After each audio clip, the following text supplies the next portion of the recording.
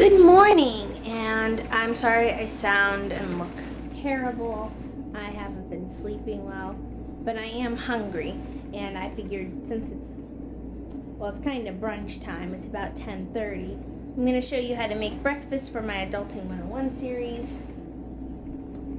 So what we have for this breakfast is we're going to have tea, toast, bacon, eggs, and hash browns. So you're gonna need a grater, a potato, I just have regular brown Idaho potato, some margarine, butter, or some kind of spray.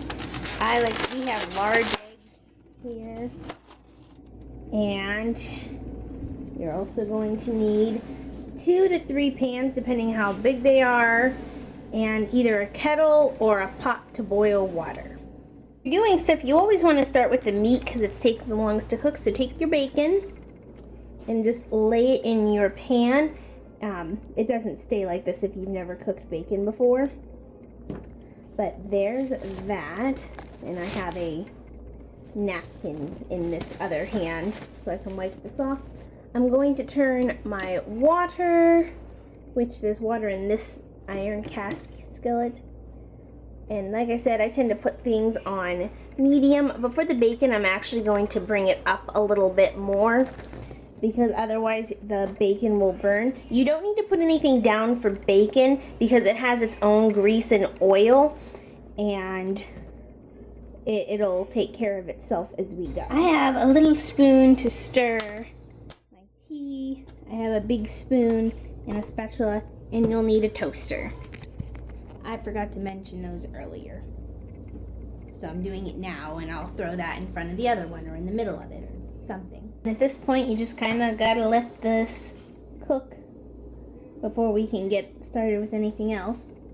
Now, if you have a regular kettle, it'll start to whistle when it's done. As you can see, there's steam coming out of here. This is really close to getting done. It's not quite, just because I know how long it's been on there. But a normal one will whistle. With this one, you just wait until there's an enormous amount of steam. It's hard to see the coming out of the spout. It's not quite there yet, and it'll make a gurring sound. You want to wait for your eggs and for your potatoes, is they don't take as long to cook as the bacon will, and if you start them, they'll get done and either burn or get cold while you're waiting for the bacon. So do your bacon first. Sausage doesn't take quite as long as bacon, but as you can see, after just a couple minutes, it'll already start to steam up and they'll start to shrink and get oily covered. Can't hear it, but the kettle is starting to make a bit of a gurgling sound, and there's a lot more steam coming out of the spout. You can see it better there. And the front, as the water boils, it bubbles, and some of it will start to come out of the spout a little bit, so I'm hoping that it'll show it soon here, or maybe you won't be able to see it. But when the bubbling starts happening, you don't want it to boil over and out because that makes a mess. But yeah, that's when you know this is done, and you need to make sure that you look, because this is the front corner, that's the back corner, and you want to turn your thing off. It'll still stay hot because this is still warm, but it won't boil over. And these have shrunk a little bit as they're starting to bubble around, and I'm gonna leave them just a couple more minutes, and then I'm gonna flip them over, and then we're gonna get started on everything. I have my today is a good day, and the other side says life is good. So what you want to do is you take your tea bag, if you have a tea bag, and you just stick it in your cup. Very difficult. Now I can't do this with the camera, but the reason why we did this first is because for dark teas, chais, blacks, and Earl Greys and Lady Greys, you want to let them steep for a few minutes. That's where you let the tea bag just sit in the water so the water absorbs the flavor better. So that takes a few minutes. So that's why we made the water heated up first. That way it can still be hot and it can steep, and by the time we get to drink it, it'll be all cooled off and at a drinkable temperature. Bonus, once you've emptied the water out of a kettle, don't put it back onto the hot one. move it somewhere else. We actually have a little thing right here for it, but that's where this kettle is. But yeah, once your bacon has shrunk a little bit more, you'll start to see some of the edges of where it used to be. This looks like it's ready to flip. I can't do that with a camera in one hand. So let me flip those. You'll need the spatula for this part. Well, maybe I can do this with one hand. It depends on how sticky the bacon is. Yeah, I can do that. Lucky for me, I'm holding the camera with my right hand. So actually, that wasn't too bad at all. Normally for safety you would hold onto the handle, but we see how much I care about that. At this point, we're going to need to take our spoon, get some butter on there. I said get some butter on there. And we're going to put it into our smaller pan and just move it around, spread it around. And it'll get around on its own. Just set that there for the second. And we're going to turn this one on at last. Make sure that you have it on there.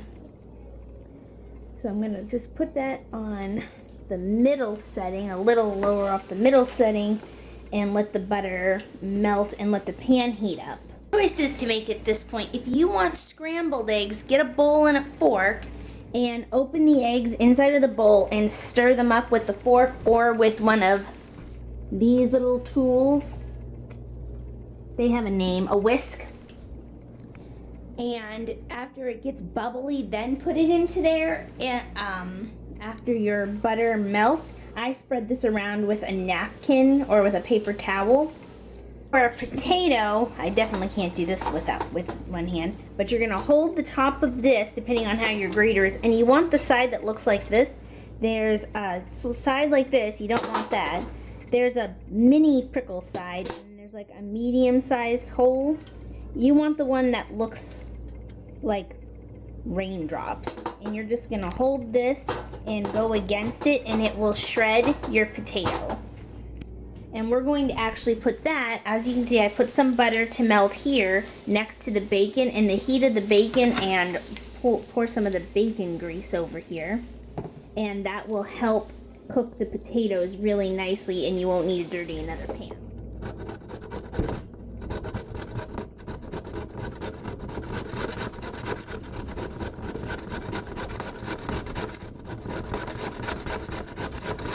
Throw your potatoes on there. The bacon's getting close to done. I moved it over a little bit so that there's more on the potato so that the edge one doesn't burn.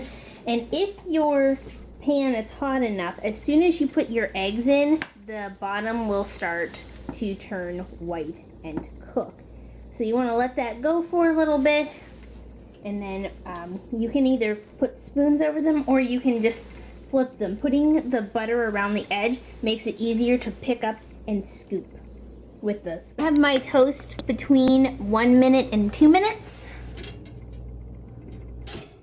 And you just push that down, and then soon you get toast. Once you put your toast down, go ahead and make your flip for your eggs.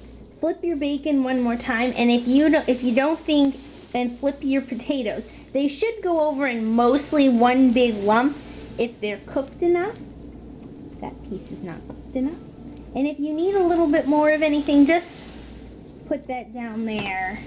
Drip the pan over, and that will help cook the other part of that.